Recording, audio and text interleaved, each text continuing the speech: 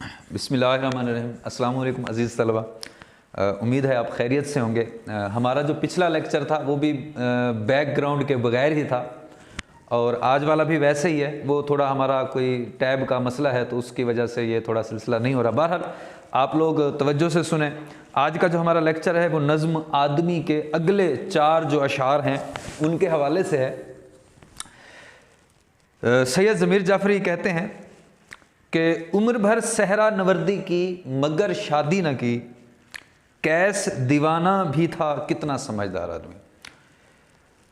صحرا نوردی کرنا، صحراؤں کی خاک چھاننا، در بدر کی ٹھوکریں کھانا، پھرنا، آوارہ گردی کرنا۔ کیس یہ اصل میں مجنو کا اصل نام ہے، یہ قبیلہ بنو عامر کے سردار کا بیٹا تھا، اور پھر باقی جو ہے وہ واقعات آپ لوگوں نے بھی سنے ہوں گے کہ وہ لیلا سے محبت کا سلسلہ تو وغیرہ وغیرہ، وہ سارا کچھ اس میں ہے۔ لیکن شاعر نے جو بات یہاں بیان کی اس کو سمجھنے کی کوشش کریں کہ عمر بھر وہ صحراؤں کی خاک چھانتا رہا، در بدر پھرتا رہا، بھٹکتا رہا، لیکن اس نے لیلا سے شادی نہیں کی۔ شادی نہ کرنا یہ اس شعر کا مرکزی پوائنٹ ہے، جو مین جو خیال ہے، آئیڈیا ہے، وہ اس میں ہے کہ شادی کا مطلب ہوتا ہے ذمہ داریوں کا آنا۔ اب وہ جو عاشق ہے وہ محبت تو کرتا ہے، لیکن وہ شادی کے نام سے بھاگتا ہے، شادی کے نام سے کتراتا ہے، ڈرتا ہے۔ کیوں؟ کیونکہ اسے پتہ ہے کہ شادی کا مطلب ذمہ داریوں کا ملنا ہے۔ آپ لوگوں نے 10th میں پڑھا ہوگا اونٹ کی شادی، تو اس میں بھی تھا کہ میاں شتر مبارک کو تم کو یہ رشتہ ہے شادی، اسی کو اردو میں کہتے ہیں قید آزادی۔ مطلب بندہ آزاد رہتے ہوئے بھی قید میں ہوتا ہے، مختلف الجھنیں ہوتی ہیں، پریشانیاں ہوتی ہیں، ذمہ داریاں ہوتی ہیں، تو ان ذمہ داریوں سے بھاگنے کے لیے لوگ شادی نہیں کرتے۔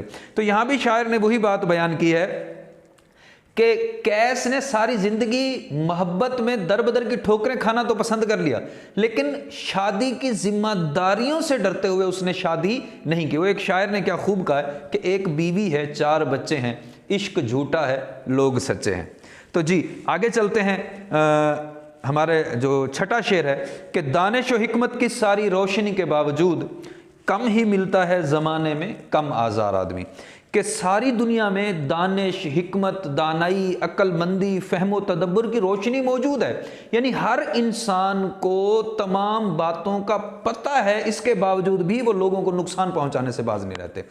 اصل میں یہاں جو بات بیان کی گئی ہے اس کو سمجھنے کی کوشش کریں کہ ہمارے ہاں جتنے بھی بڑے افسران ہیں، کوئی کسی بھی محکمے میں ہے، XYZ، کوئی بھی، میں یہاں نومینیٹ نہیں کرنا چاہ رہا، اب وہ شروع سے پڑھ کے گیا ہے۔ اب ایسا نہیں ہے کہ اس کو بغیر پڑھے لکھے ہی اس کو وہ نوکری دے دی گئی ہے، اب وہ پڑھ کے گیا ہوگا ایفائے عہد کسے کہتے ہیں، بھائی چارہ کسے کہتے ہیں، مساوات کسے کہتے ہیں، عدل و انصاف کسے کہتے ہیں۔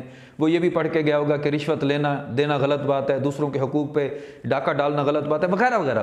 لیکن اس کے باوجود بھی یہ لوگ رشوتیں لے رہے ہیں، یہ لوگ دوسروں کے حقوق پہ قبضہ کر رہے ہیں، دوسروں کی جائیدادوں کو چھین رہے ہیں، لوگوں کے ساتھ ظلم و زیادتی کر رہے ہیں، تو وہ سارا کچھ پڑھ کے گئے ہیں، لیکن پڑھنے کے باوجود بھی وہ ان باتوں پر عمل نہیں کر رہے۔ آپ لوگوں نے 9th میں کاہلی سبق پڑھا ہوگا سر سید کا، تو اس میں بھی یہ بات جو ہے بیان کی گئی تھی کہ 1000 پڑھے لکھوں میں سے کوئی ایک ہوتا ہے جو اپنی عقل کو اپنے علم کے مطابق استعمال میں لے کے آتا ہے۔ تو یہاں بھی شاعر نے وہی بات بیان کی ہے کہ سارا کچھ تو ہے، علم بھی ہے، عقل بھی ہے، علم سب کچھ ہے، لیکن اس کے باوجود بھی کم آزار آدمی، ایسا انسان بہت کم ملتا ہے جو دوسروں کو نقصان نہ پہنچائے، یعنی اپنے مفاد کے لیے دوسروں کو نقصان پہنچا رہے ہیں۔ اسی بات کو ایک شاعر نے بیان کیا کہ بہتر ہے کہ نہ ڈالو ستاروں پہ کمندیں، انسان کی خبر لو کہ وہ دم توڑ رہا ہے۔ سیکنڈ لاسٹ شعر ہے، دل رہین سوما، رہین گروی رکھنا، سوما عبادت گاہ، ویسے تو گرجے کو کہتے ہیں، یہاں مطلب عبادت گاہ۔ دستار رہن میکدہ، دستار پگڑی، رہن گروی، میکدہ شراب خانے میں گروی رکھی ہوئی ہے۔ تھا ضمیر جعفری بھی ایک مزیدار آدمی۔ شاعر نے یہاں اپنا نام کہتے ہوئے منافقوں کی جو باتیں ہیں ان کو بیان کیا، کیونکہ کچھ لوگ ایسے ہوتے ہیں جو دیکھنے میں بڑے متقی، بڑے پرہیزگار ہوتے ہیں، لیکن حقیقت میں ان کا جو دوسرا رخ ہوتا ہے اس میں بہت زیادہ مطلب ایک منافقت بھری ہوئی ہوتی ہے۔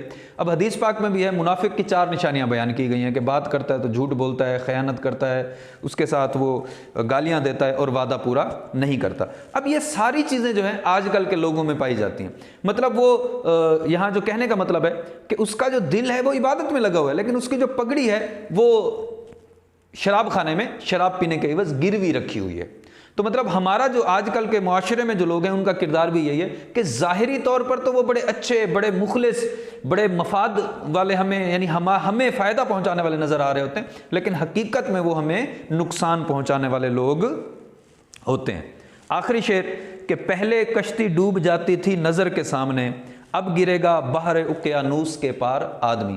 کہ پہلے جو کشتی ہے، یہاں کشتی ڈوبنے کے دو مطلب ہو سکتے ہیں، نمبر ایک بگڑنا اور نمبر دو مرنا۔